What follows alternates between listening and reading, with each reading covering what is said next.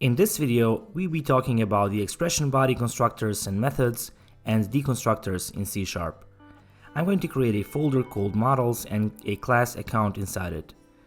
Visual Studio creates an empty class definition and a default constructor. I will declare a public read-only string field named firstName. Then I will create a constructor that sets its value. This is the old-fashioned way of doing things.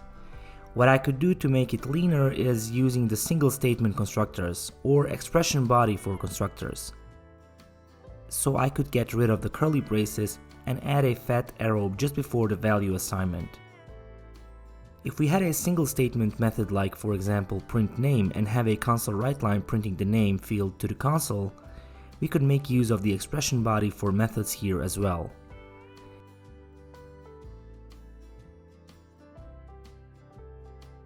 Now let's see how we can use deconstructors. I will create a few more fields in the account class. I will add a last name and an email.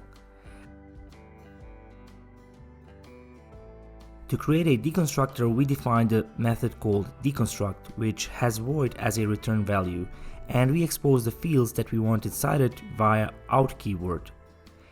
I will expose the first name and the last name.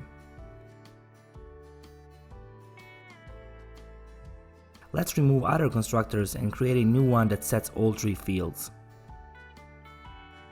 If I go to the program file, I can create an instance of an account here. I have to populate the constructor and then I can use the deconstructor here. I can write something like this. Now I can simply use the local variables first name and last name without accessing them through the account object. If I didn't define the deconstructor, this line would fail to compile. We can simplify this statement a bit more by using the var keyword and get rid of the type definition. From C#10, it is allowed to mix the existing variables when deconstructing two.